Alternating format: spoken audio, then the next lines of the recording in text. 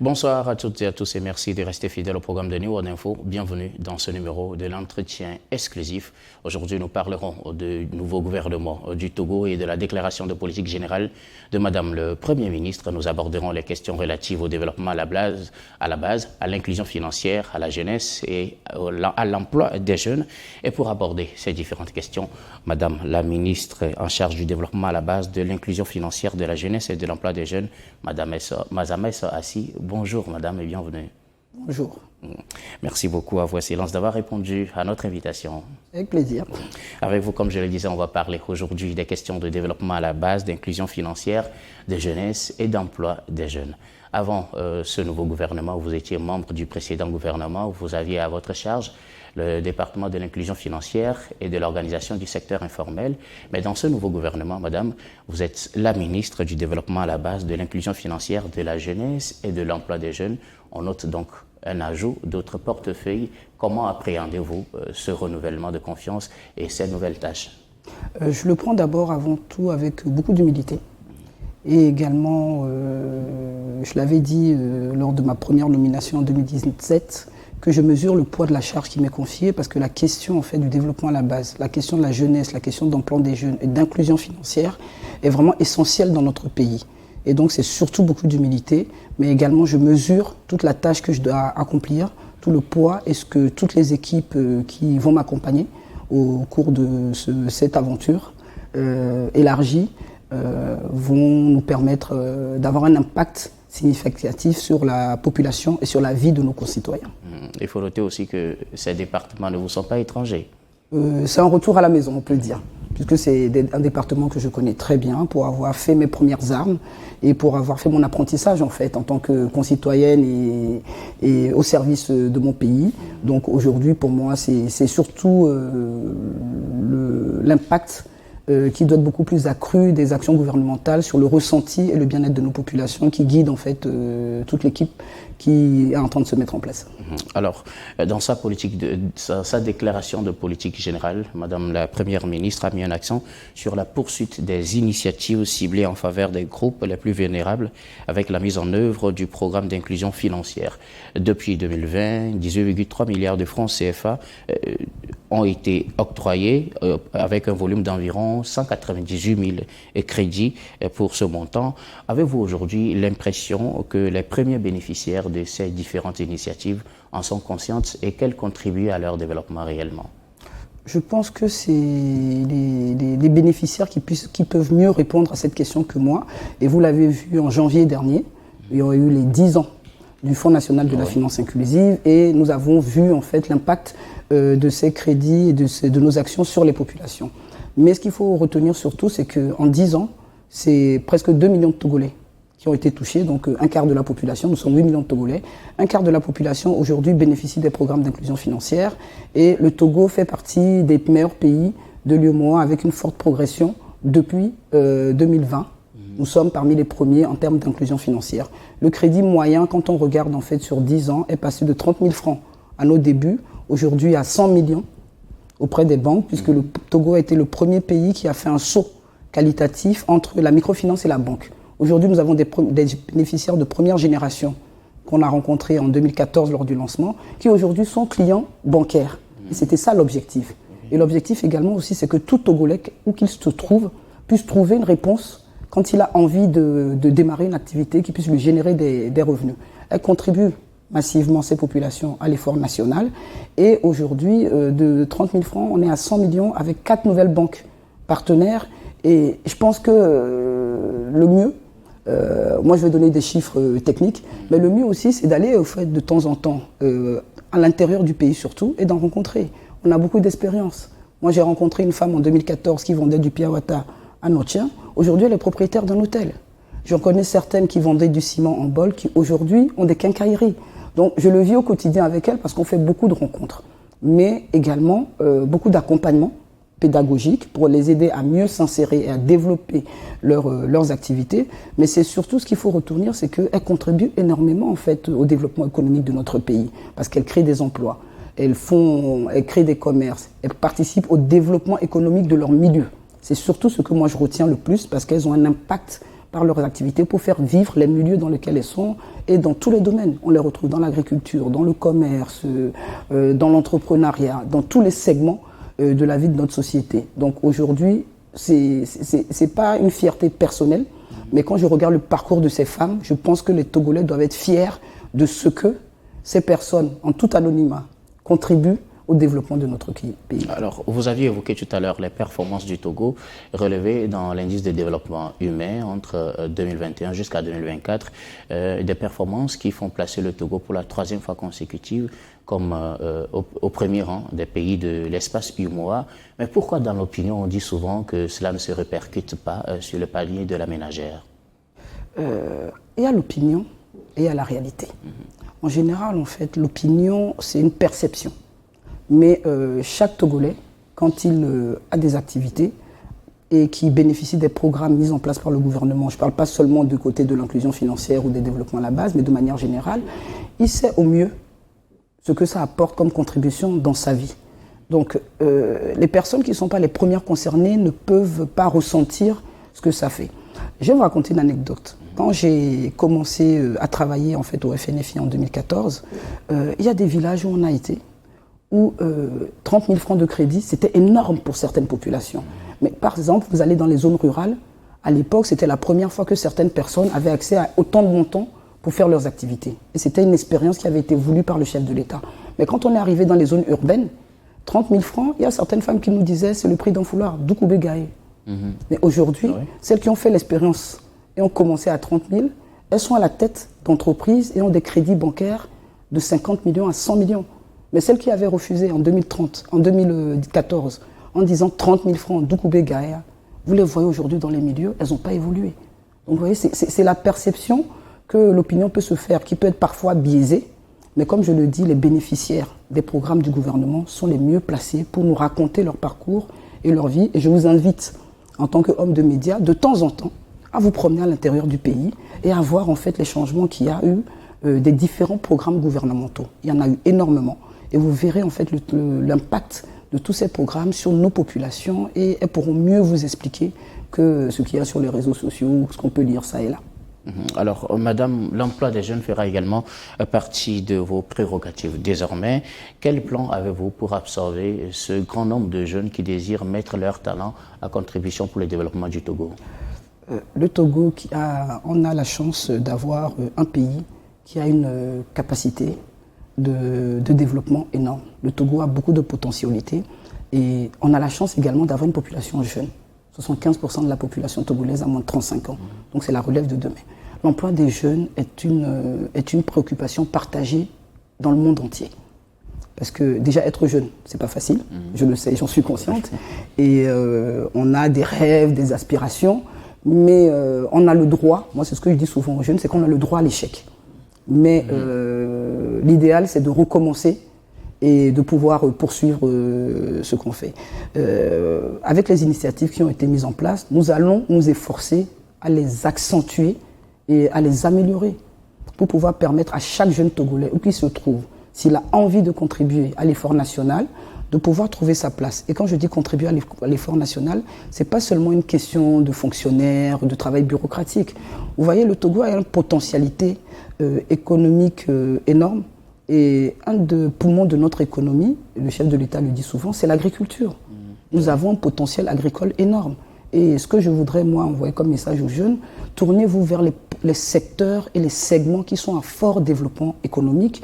Tout le monde ne peut pas être dans un bureau. Tout le monde ne peut pas être fonctionnaire, tout le monde ne peut pas être banquier. Mais aujourd'hui, les agriculteurs sont le poumon économique de notre pays. Parce que moins on aura d'agriculteurs, plus difficile la quête vers la souveraineté alimentaire sera difficile à atteindre. Aujourd'hui, moi j'encourage les jeunes à aller vers tous les métiers porteurs, mais pas forcément des métiers de grande envergure. Mais nous allons nous efforcer à les encourager, à leur donner les moyens, puisque le chef de l'État a mis en place les zones d'agriculture planifiées, les ZAP, et aujourd'hui, ce que nous constatons, c'est que beaucoup de jeunes se détournent de ces milieux, de leur milieu agricole, pour venir à la capitale espérant un jour meilleur. Je prends l'exemple des émigrants, parce que je les connais bien à travers le secteur informel, mais souvent, on a travaillé avec certains pendant quelques années, on les a encouragés à retourner dans leur milieu pour pouvoir trouver un potentiel agricole. Et aujourd'hui, ce que nous constatons, c'est que ceux qui se sont intéressés à la question vivent dans leur milieu, mais vivent mieux que ceux qui vivaient en fait en zone urbaine. Donc nous allons nous efforcer à accentuer sur les formations, mais sur des métiers pragmatiques qu'ils pourront exercer, mais aussi les encourager à entreprendre. C'est vrai que c'est pas le métier, l'entrepreneuriat n'est pas la chose la plus facile. Je vais vous faire une anecdote. J'ai été moi-même entrepreneur par mes débuts au Togo. J'ai échoué lamentablement. Mais ça ne me pas. Oui, mais dans l'entrepreneuriat, contrairement à ce qu'on pense, l'entrepreneuriat n'est pas le segment le plus facile en fait. Ça demande du courage, de l'abnégation, et aussi de la volonté et de la patience. Alors pourquoi on dit aux jeunes d'aller entreprendre? Mais parce qu'il faut essayer. On ne peut pas interdire aux jeunes de rêver. Il faut essayer, il faut y arriver, il faut qu'ils créent de la richesse. C'est difficile, c'est un segment qui est très difficile parce qu'il faut beaucoup de courage, mais l'échec ne doit pas être une finalité en soi. On les encourage en fait à développer leur plein potentiel. Et vous allez voir qu'il y a certains jeunes qui sont lancés dans l'entrepreneuriat qui ont réussi brillamment. Et c'est ce que nous encourageons. Et par contre, ceux qui n'y arrivent pas, au moins, moi je leur donne mon respect. Ils ont tenté, ils ont atteint leurs limites. Mais ce que moi je veux passer comme message, je les encourage à recommencer. Peut-être qu'ils sont dans des segments qui ne leur conviennent pas. Ou peut-être qu'ils n'ont pas trouvé le bon créneau au bon moment. Mais il ne faut pas que la jeunesse togolaise baisse les bras. Il faut qu'elle aille au contraire au-delà de ça. Au-delà des difficultés, de l'adversité. Et c'est comme ça qu'on se forge, en fait, et qu'on devient, en fait, un adulte. Nous sommes aujourd'hui des jeunes. Si nous voulons, en fait, avoir le respect et de dire que nous sommes des adultes, nous devons, en fait, nous efforcer à transcender, en fait, les difficultés que nous rencontrons sur nos vies et aller de l'avant et essayer de contribuer au développement de notre pays. Mais nous mettrons tout en œuvre pour que tout jeune qui veut relever ce défi de l'entrepreneuriat puisse trouver les réponses adéquates et les accompagnements qu'il faut au niveau de l'État togolais. Et l'État togolais et le gouvernement tout entier, c'est une priorité. La jeunesse est une priorité pour le chef de l'État et nous mettrons tout en œuvre pour que, dès qu'ils exprimeront le besoin, nous trouverons les solutions et les meilleurs moyens de les accompagner, que ce soit par la formation, par l'insertion, par le stage et par le financement. Nous essaierons de leur apporter toutes les réponses et nous espérons pouvoir y arriver. Parce que c'est un défi également pour nous. Alors, madame, malgré tout cela, il y a certains jeunes Togolais qui estiment aussi que le pays aujourd'hui ne leur offre pas assez de possibilités pour réaliser leurs rêves, pour s'épanouir. Alors, quel message avez-vous à leur endroit et surtout à ces jeunes-là qui préfèrent tenter l'aventure ailleurs? Cette question de migration, j'ai un avis assez partagé dessus. Aujourd'hui, la question de migration mondiale, il n'y a que 14% des migrations mondiales qui concernent l'Afrique. C'est vrai qu'on fait un focus dessus, mais l'Afrique ne rassemble que 14% des questions de flux migratoires. Mais ce qu'il faut savoir aussi, c'est que les migrations font partie, en fait, des développements internationaux.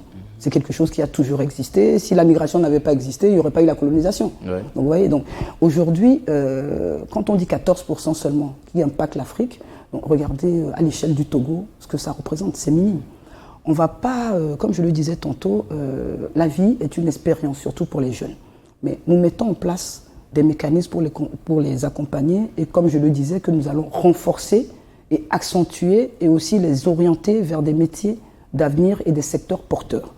Mais ce que je veux surtout qu'on retienne, c'est qu'entre le PND et la feuille de route aujourd'hui, il y a eu plus de 200 000 emplois créés au Togo. Et quand je dis 200 000 emplois, ce n'est pas dans les bureaux. Je parlais tantôt des bénéficiaires des programmes d'inclusion financière qui créent des commerces, qui créent des hôtels et autres. C'est de l'emploi en fait qui est créé. Donc ce que je voudrais dire, c'est d'encourager tous ces jeunes. Certes, pour ceux qui le veulent, toute expérience, comme je le dis pour la jeunesse, est bonne à prendre, mais également de saisir l'opportunité de rester dans son pays et de contribuer à son développement. Et la contribution au développement passe par tous les efforts minimes et par toutes les couches de la population. Vous parlez tout à l'heure de vos expériences d'abord d'ailleurs en tant qu'entrepreneur et vous reconnaissez qu'entreprendre n'est pas chose facile. Il y a plein d'entreprises qui ont été créées parce que le gouvernement a promu justement l'auto-emploi, mais il y en a aussi un grand nombre qui ont, face au premier choc, abandonné. Quel message avez-vous à l'endroit de ces jeunes qui aujourd'hui rencontrent des difficultés ou quel mécanisme mettez-vous en place pour pouvoir les soutenir afin que tous n'abandonnent pas? Nous allons dans un premier temps miser sur la formation. Comme je l'ai dit, moi-même j'ai été entrepreneur et je connais leurs difficultés. La formation, en fait, c'est quelque chose de très important. Aujourd'hui, nous allons nous efforcer, en fait, de commencer à inculquer la culture entrepreneuriale dans nos curricula. Pour que dès le plus jeune âge, qu'ils sachent comment se préparer pour devenir des entrepreneurs. Souvent aujourd'hui, dans l'opinion, quand on dit entrepreneur, les gens pensent tout de suite à quelqu'un qui a un bureau, voilà. Non, entreprendre pour moi, c'est le jeune homme que vous voyez au bord de la route qui vend des chaussures. C'est le jeune homme qui se balade avec, qui se promène avec des babioles et qui les vend. Mais aussi, c'est qu'il a un rêve de grandir. Personne ne rêve de rester à petite échelle. Donc c'est pour ça que je disais que le message que moi j'ai à passer, c'est également la persévérance. L'entrepreneuriat, c'est vraiment beaucoup de persévérance, mais qu'il ne faut pas en fait s'empêcher de rêver. C'est pas parce que quelqu'un n'a pas réussi que nous on ne réussira pas. Et comme je vous le disais, moi je me rappelle à l'époque quand je me suis lancé dans l'entrepreneuriat et que ça n'a pas abouti, bah, les personnes, mes amis qui avaient commencé aussi, aujourd'hui quand je vois en fait leur situation ou ce qu'ils ont réalisé, parfois je les envie. Parce que je vois qu'ils ont tenu bon moment, peut-être que moi j'ai été découragé, que j'ai abandonné, mais je sais le sacrifice qu'ils ont fait. Mais aujourd'hui, ils sont pourvoyeurs d'emplois, ils sont pourvoyeurs de beaucoup d'initiatives et également, ils sont contributeurs au développement économique à travers les activités qu'ils font. Donc moi, c'est la persévérance surtout, mais nous ferons, comme je l'ai dit, au mieux pour que tout jeune Togolais puisse trouver une réponse adaptée. Si c'est le financement, si c'est l'accompagnement, si c'est le coaching. Nous prévoyons également de mettre en place des programmes de mentorat. Parce qu'il faut que les jeunes Togolais, entrepreneurs qui ont réussi, puissent accompagner en fait et aider en fait ceux qui sont encore en train de rêver. Aucun rêve en fait ne pourra être trop grand pour la jeunesse togolaise. Mais moi, ce que je vais leur dire, c'est que essayons. Et tant qu'on n'essaye pas, on ne verra pas le résultat. Essayons d'abord. Et puis, nous trouverons le moyen de les accompagner. Et aussi, j'invite, et ça, c'est un message, j'invite en fait les jeunes entrepreneurs togolais qui ont pu, ou les moins jeunes, qui ont pu en fait réussir aujourd'hui à bâtir des activités ou des initiatives, de pouvoir tendre la main aux plus jeunes par le coaching et la formation. On apprend en fait aux côtés des autres. Donc voilà, donc moi j'invite aussi les grands entrepreneurs du Togo, s'ils m'écoutent et s'ils nous regardent, à nous contacter pour pouvoir accompagner les plus jeunes parce qu'effectivement, ils leur permettront en fait de mieux comprendre et de mieux appréhender ce qui les attend et de mieux réfléchir avant de s'investir. Alors, quand vous parlez de formation, de mentorat, en quoi cela consistera exactement? Ce sera des cours qu'on va faire dans le formel à l'école ou comment cela se passera-t-il? Moi, je pense plutôt un format hybride des deux. On apprend mieux sur le terrain. Donc, ça sera peut-être des cours. Donc, on va y réfléchir avec les équipes. On a déjà commencé. Ça va être comment intégrer dans les cours déjà qui existent, donc avec le ministère de l'Éducation, nous travaillons déjà sur des programmes d'éducation financière qu'on va essayer de mettre dès le primaire pour apprendre déjà dès tout petit à gérer de l'argent, à épargner, et comment en fait, voilà, c'est important en fait de savoir gérer l'argent avant toute chose. Mais après on va voir un peu plus loin. Quand je parle de mentorat, c'est de voir comment les entreprises déjà existantes, surtout les chefs d'entreprise, pourront accepter en fait de temps en temps de partager de leur temps et d'ouvrir leurs portes à des jeunes qui veulent se lancer pour qu'ils apprennent en fait à leur côté.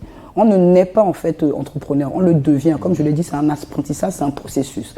Après, soit on a les capacités et ça va tout seul, mais si on n'a pas toutes les capacités, nous essaierons de voir comment on va mieux les orienter déjà vers les initiatives qu'ils pourront prendre et aussi voir comment les plus anciens pourront en fait les avoir à leur côté pour faire un peu de l'alternance et puis apprendre la vie. La vie d'une entreprise n'est pas facile, gérer une entreprise n'est pas facile, mais il faut qu'on puisse leur permettre d'avoir une vision beaucoup plus réelle du défi qui les attend. Et c'est en ça que, comme je le disais, je lance un appel aux anciens pour qu'ils puissent accepter de temps en temps de prendre en leur sein des jeunes pour pouvoir faire comme des stages. Mais quand je dis souvent stage, les gens pensent à des stages café. C'est pas ça, c'est de leur montrer en fait, comme on dit, les tips. Et pour leur permettre d'aller aussi vers des réussites comme eux, ils l'ont eu. Alors, madame, est-ce des projets à long terme, puisque votre gouvernement a aujourd'hui moins d'un an? Est-ce que dans le court temps qui vous reste, on pourra voir la concrétisation de tels engagements? Ce que je vous dis, c'est une réflexion qui avait déjà commencé depuis 2020. Si vous voyez sur la feuille de route 2020-2025, il était prévu une réforme au mécanisme d'accompagnement des TPME. Donc il y a eu la charte des TPME qui a déjà commencé en créant diverses catégories d'entreprises. Et on avait déjà en fait dans les tuyaux, en discussion avec le ministère de la Jeunesse, des réflexions pour mettre en place en fait des programmes de mentorat. Donc, comme on a déjà beaucoup avancé, je pense que j'espère dans les semaines ou dans les mois qui viennent, ça va se concrétiser. Mais ce que je voudrais dire surtout aussi, c'est qu'il ne faut pas se focaliser sur le court temps du gouvernement. Parce que le gouvernement, ce n'est pas personnel. Le gouvernement, en fait, c'est une continuité. Et ce qu'il faut surtout savoir, c'est que la question de développement n'a pas de délai. Les questions de développement, de toute manière, c'est sur le long terme. Donc, nous nous inscrivons pour le long terme, pas de manière personnelle, mais sur des initiatives qui vont transcender. Et tant que c'est pour le bien-être de la population et que ça fonctionne, il n'y a pas de raison pour qu'on se fixe un délai précis. Mais nous espérons, parce que je sais que l'attente est grande auprès de nos jeunes concitoyens, donc nous espérons que dans le cadre de cette réforme qui a déjà été entamée, où il y a beaucoup d'initiatives, parce qu'il y a eu déjà la création de l'agence de développement des TPME, qui est en train d'être opérationnalisée. Et dans le cadre de l'opérationnalisation de cette agence également, il y a eu beaucoup d'initiatives et que nous allons maintenant beaucoup plus facilement dérouler à l'endroit des jeunes. Alors, Madame, vous aviez évoqué aujourd'hui plusieurs mécanismes mis en place pour venir en aide à la jeunesse. On compte essentiellement parmi ces mécanismes le Fonds national de la finance inclusive. Vous avez donné des anecdotes concernant ce fonds. Au-delà de ceux qui estiment que le montant à la base, 30 000, ce n'était pas assez, il y a d'autres aussi qui attribuent des couleurs politiques à de telles initiatives, pensant que le FNFI, entre autres, ou d'autres mécanismes, sont des mécanismes de récompense politique, ce qui les a mis en marge de tels projets. Quel message avez-vous aujourd'hui à leur endroit? Après, ces réflexions, ces colorations politiques du FNFI, pour moi, en fait, n'atteignent pas en fait, la volonté des collaborateurs à poursuivre. Ce que je veux dire surtout, c'est que faites un calcul simple. J'ai dit qu'il y avait 2 millions de bénéficiaires dans le cadre du Fonds national de la finance inclusive. Le fichier électoral togolais fait combien? Ok. Vous voyez? Est-ce que tout le fichier électoral vote pour le parti unir? Ce n'est pas le cas. Et donc, si vous regardez tout simplement, ce n'est pas tous les bénéficiaires du FNFI fondamentalement votent pour un parti ou un tel. C'est que nous sommes dans des questions de développement du Togolais. Et comme je le dis, les initiatives que nous portons et que nous mettons en œuvre pour le compte du gouvernement, aujourd'hui ont un impact sur le développement. Donc la fiscalité n'a pas de coloration politique. Donc nous, l'essentiel, c'est pour qu'ils puissent développer des activités et contribuer en fait à l'effort fiscal du pays. Donc vous voyez, donc nous n'avons aucun intérêt à avoir des préférences, que ce soit ethniques, régionales, politiques. Non. Aujourd'hui, par exemple, les actions du fonds sont plus centrées au niveau de la région des Savanes. Oui. Parce que quand nous avons mis en place la stratégie nationale d'inclusion financière, nous avons constaté que la région des Savanes était la région la plus exclue financièrement. Et ça, c'était les rapports BCAO. Donc nous avons voulu inverser la tendance pour aller au plus près de là où il y avait des besoins. Ça ne veut pas dire que c'est la région des Savanes qui vote le plus pour un parti ou pour un autre. Mais nous nous tenons compte des réalités, des difficultés et des besoins des Togolais, quel que soit, on va dire, leur genre, leur âge, leur genre, leur région et également leur coloration ou opinion politique. Donc nous ne demandons jamais à un bénéficiaire quelle est son opinion politique, parce que cela ne nous regarde pas, et que ce soit aussi bien au niveau des collaborateurs. Tout ce que nous voulons, c'est avoir la preuve qu'il est togolais, pour pouvoir bénéficier des mécanismes d'accompagnement mis en place par l'État togolais au profit de la population togolaise. Madame, vous venez d'évoquer tout à l'heure le cas de la région des Savanes. La région des Savanes qui est en proie aujourd'hui aux incursions terroristes sur notre territoire national. Est-ce que ces attaques constituent un frein à la mise en œuvre des projets de développement à la base? Ce que je voudrais, sur ce sujet, c'est assez délicat parce que nous sommes en fait face en fait, à un défi qui devient sous-régional. La situation sécuritaire qui prévaut dans la région des Savanes est la conséquence un peu on va dire, de la géopolitique sous-régionale. Mais c'est vrai que c'est une perturbation pour mener certaines activités parce que ça perturbe en fait déjà le bien-être de nos concitoyens qui sont dans la région de Savanes, donc ça nous concerne tous. Mais au-delà de ça également, pour mettre en place des activités, c'est vrai qu'il faut un climat de sécurité apaisé pour permettre à tout le monde de vaquer à ses occupations. Quand je dis tout le monde, je parle aussi bien du gouvernement que des populations aussi. Parce que ça se vit en fait, c'est tout le Togo qui vit cette situation. Mais donc, ce que moi aussi je devrais souligner, c'est que dès le départ en fait, on n'a pas attendu, le chef de l'État n'a pas attendu les premières attaques pour mettre en place l'opération Condoré déjà pour sécuriser cette région. À la suite de ça, très rapidement, il a mis en place le programme d'urgence des savanes, le PURS, où tout le gouvernement, je dis bien tout le gouvernement, a accentué et accéléré l'accompagnement pour que la présence de l'État soit forte dans cette zone. À titre d'exemple, c'est une région que je connais très bien et que je visite très souvent à la rencontre des populations parce qu'il vaut mieux connaître leurs difficultés et apporter les réponses. Mais l'État ne va pas abandonner face à cette menace. Nous sommes un État de droit et comme l'a dit le chef de l'État, il ne cédera pas un seul centimètre carré du territoire national. Et c'est pour ça que dans cette région, dans le cadre du programme d'urgence qui a été mis en place, je pense de mémoire plus de 300 milliards ont été mobilisés pour accompagner ces populations dans le développement économique. Puisque, comme je le disais tantôt, nous on a travaillé déjà dans cette savane, dans la région des savanes, du fait de l'exclusion financière qui était beaucoup plus accrue là-bas. Et nous avions accentué tous les efforts et tout le gouvernement accentue l'effort. Et il faut que la présence de l'État, et c'est ce qui se fait aujourd'hui, est beaucoup très forte dans cette région. Alors, comment faciliter aujourd'hui beaucoup plus l'accès au financement pour les jeunes Togolais? Comme je le disais tout à l'heure, c'est à travers l'éducation financière que nous allons, et ça c'est déjà très bien avancé avec le ministère de l'Éducation, puisque de mémoire, il y a quelques mois, nous avions fait un forum sur l'éducation financière avec des partenaires, et il a été arrêté que nous avons choisi quelques écoles pilotes où des enfants, dès le plus jeune âge, vont bénéficier de cours d'éducation financière, parce que nous avons vu que sur les bénéficiaires des programmes du Fonds national de la finance inclusive, ça a marché.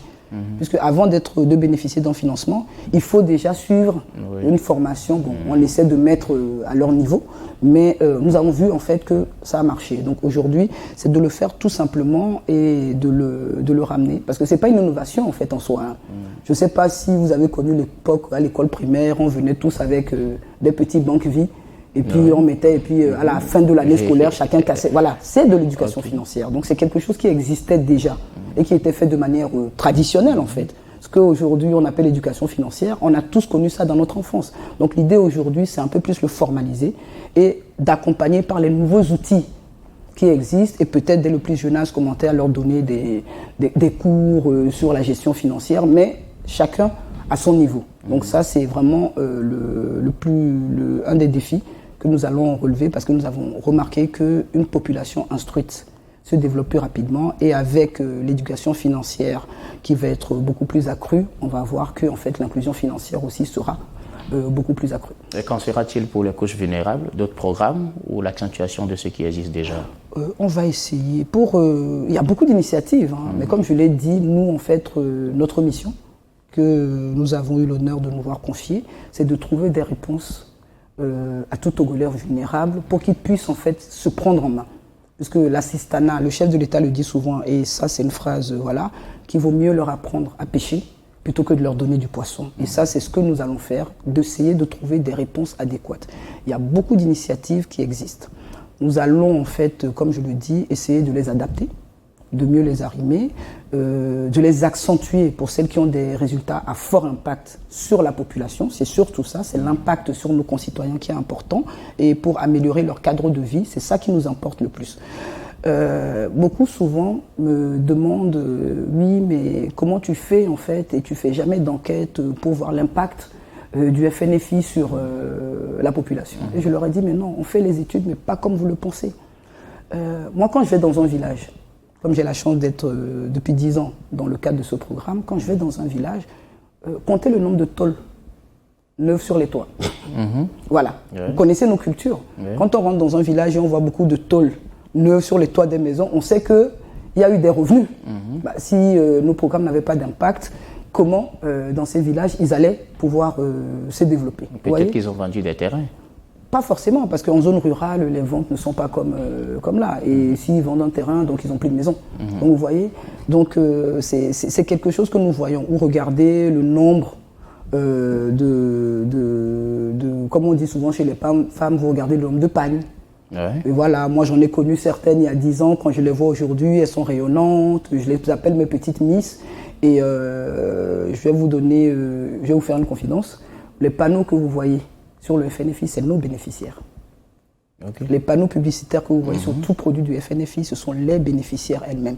Pour nous, c'est important. Ils les ont financés. Voilà, c'est les bénéficiaires que nous avons financés qui deviennent en fait nos ambassadeurs dans les zones. Oh. Et donc, pour nous, c'est la plus grande des fiertés. Comme je le dis, c'est une fierté pour nous de les voir se développer, de devenir rayonnantes et surtout de s'autonomiser. Et une autre petite anecdote pour vous raconter l'impact par exemple. Nous avons été dans un village où le chef m'a approché, donc le chef canton, pour me dire que lui, dans son village, je commence à lui créer des problèmes. Pourquoi? Et je lui ai demandé justement pourquoi. Il dit non, les hommes ne sont pas contents parce qu'à la rentrée, les femmes ne leur demandent plus d'argent pour la scolarité. Donc les hommes pensaient perdre un peu. De leur pouvoir. Voilà, parce que, voilà, vous voyez l'impact? Parce qu'avec ce qu'elles arrivent à générer comme revenus, elles sont capables aujourd'hui d'accompagner leurs enfants, de leur donner des meilleurs cadres de vie. Donc pour nous, ça, c'est comme ça que nous mesurons un peu l'impact de nos programmes. Bien entendu, il y a des diagnostics, des stratégies qui sont élaborées, mais au contact de la population, en les entendant, c'est ça qui nous permet de voir en fait si nos programmes sont efficaces. Donc nous allons nous efforcer d'améliorer et aussi peut-être d'en créer de nouveaux. Parce que bien entendu, peut-être que nous n'avons pas encore donné les réponses à toutes les couches de la population, mais c'est de voir aussi s'il y a des domaines ou des segments sur lesquels nous ne sommes pas encore intervenus, de voir comment au mieux nous pourrons apporter peut-être des solutions supplémentaires à l'existant. Merci beaucoup à vous, Madame Mazamesso Assi. Vous êtes la ministre du Développement à la base de l'inclusion financière de la jeunesse et de l'emploi des jeunes. Nous arrivons pratiquement à la fin de cet entretien. Vos mots de fin? Nos mots de fin, c'est un peu difficile. C'est d'abord toute ma reconnaissance et ma gratitude au chef de l'État et au Premier ministre pour cette confiance renouvelée. Et aussi à tous déjà mes prédécesseurs à ce poste, parce que je sais que la tâche n'est pas facile, mais je sais qu'il y a beaucoup de travail qui ont été fait et tous les jalons ont été posés. Comme je le dis, c'est un retour à la maison et ensemble, nous allons aller beaucoup plus loin. Maintenant, pour les jeunes, comme je le disais, de continuer de rêver grand. Et qu'en tant que jeunes, les erreurs peuvent nous être permises, puisque nous-mêmes, en tant que jeunes ministres, nous savons que nous avons beaucoup de chemin que nous avons déjà parcouru, mais qu'il nous reste encore beaucoup à apprendre. Et nous espérons également que ces jeunes se mettront au service de leur pays, pas forcément en devenant fonctionnaire, mais que chacun pourra à son niveau et avec ses capacités contribuer. Mais nous restons ouverts et également à vous, les hommes de médias, pour pouvoir nous accompagner au mieux dans le déroulement de la feuille de route et également de de la vision du chef de l'État pour le développement de notre pays. Merci beaucoup à vous, Excellence. Mazamesso Assi, ministre du Développement à la base de l'inclusion financière de la jeunesse et de l'emploi des jeunes. Grand merci également à vous, très chers téléspectateurs, de nous avoir suivis. C'est la fin de ce numéro de l'entretien exclusif. À très bientôt sur les antennes de New World Info.